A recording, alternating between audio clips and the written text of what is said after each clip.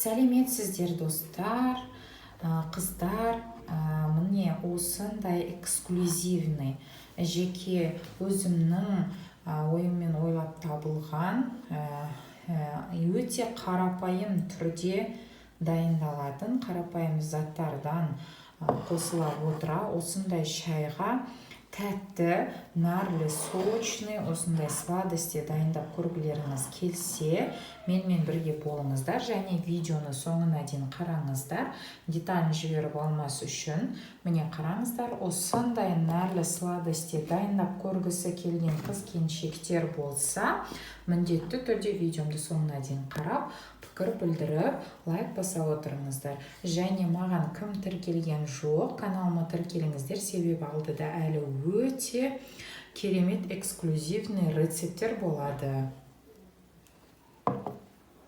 Дәмді сладости дайындаймыз. Сол үшін мен хворост для жарки деген аластар, және де мен хворосттың осындай түрін аламын. Және бұны қазанда қызып тұрған майға тез-тез жарит етіп аламыз. Жарит етіп дайын болған хворостты сіздерге көрсетемін.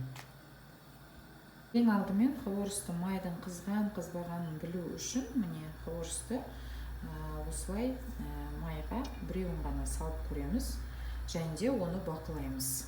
Қараңыздар. Міне көріп тұрсыздар, қатты қызбаған майға хворост осылай қатты. Міне мынандай форма болса, осындай формадан сәл-ақ үлкейіп болды, одан кейін ашылмайды.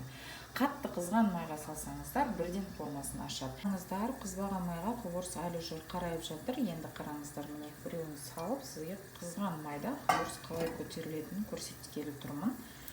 Қараңыздар, қанша объем, үлкен объемға көтеріледі. Қазір қараңыздар. Міне. Екеуінің разницасы бар деп ойлаймын. Қараңыздар, сол үшін қызартып пісіріп алыңыздар. Болды. Майымыз дайын деген сөз. Мына қызарған хворостты алып, столына тастай саламыз. Одан кейін осыларды жай-жайлап пісіріп аламыз. Сөйтіп, жай-жай сала бересіздер хворостты, шетінен осылай қуырып аласыздар.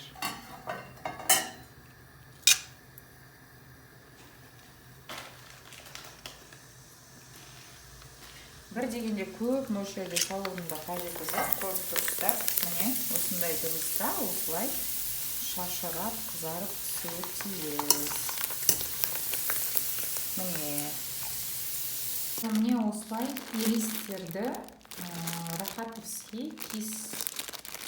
кисмел екен.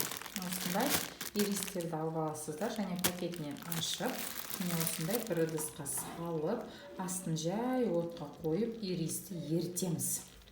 Сол орайда ирисіміз осылай еріп жатқан кезде асты запускас үшін кез келген сүт құйсаңыздар болады. Өте аз отта ыдысымыз жабыспайтындай. Енді бұл ирис қазір қайтадан еріп формасына кірген кезде тура ирис сияқты қатты болып қалмас үшін сүтпен үстіне сливочный кәдімгі май құясыз, май саласыздар.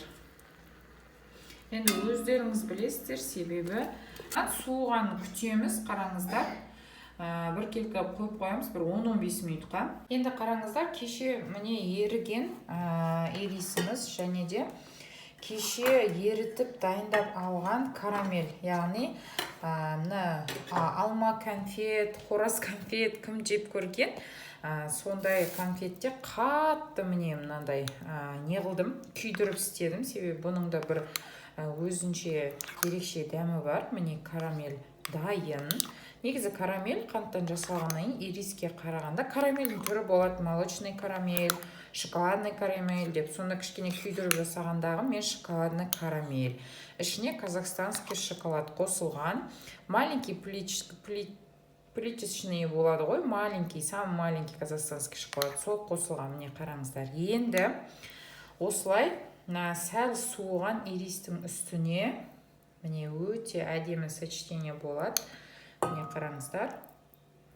Осылай бір 3 қасықтай қоссаңыздар болады. Мен енді 4 қасықтай қосам, өздеріңіз білесіздер.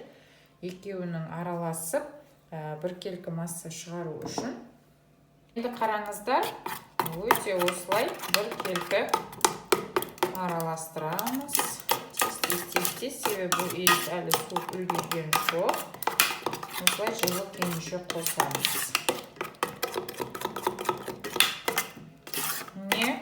Прямо запах деген енді не могу сказать. Кеше карамель жасап жатқанда айтқан болатынмын.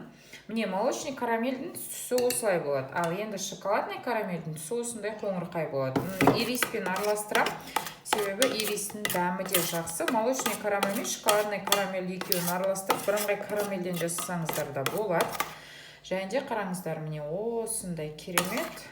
Сұйық та емес, қою да емес, средний консистенция болу керек.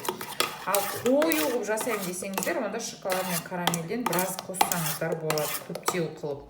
Осы массамыздың үстіне қазір данный момент дайын болған хворстарымызды саламыз. Қараңыздар.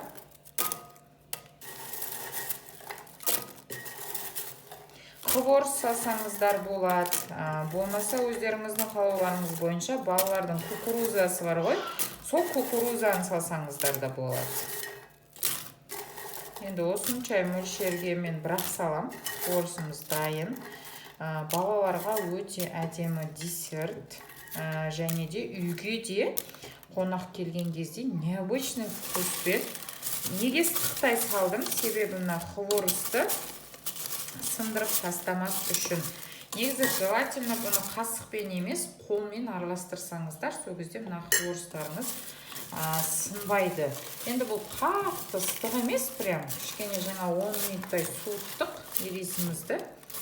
Міне осылай шығады. Қазір дайын түрінде тарелкаға салып сіздерге көрсетем. Міне қыздар, қараңыздар, өте нәрлі, сочный, сладкий, прямо ауызда еритін, жай ғана хворстан және қанттан, домашний сүттен жасалынатын карамельден еще кішкене ғана ирис қосып, міне осындай сладкий дәмді сладостик чай дайындасаңыздар, өте арзан түседі және ауызда ериді. Өте дәмді, басқа тәттілермен салыстыра алмайсыздар. Және бұл тәттіні менен ғана, менің каналымнан ғана таба аласыздар. Себебі бұл менің жеке өзімнің ойлап табылған сладостим.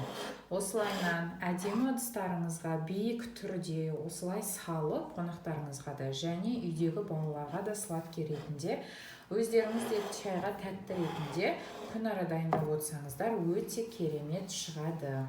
Сонымен видео ұнаған болса, лайк басып, комментарий жазып, пікірлеріңізді қалдырыңыздар. Сіздер қандай эксклюзивный сладости дайындайсыздар, оны да айта өтіңіздер. Келесі видеомда кездескенше сау саламатта болыңыздар.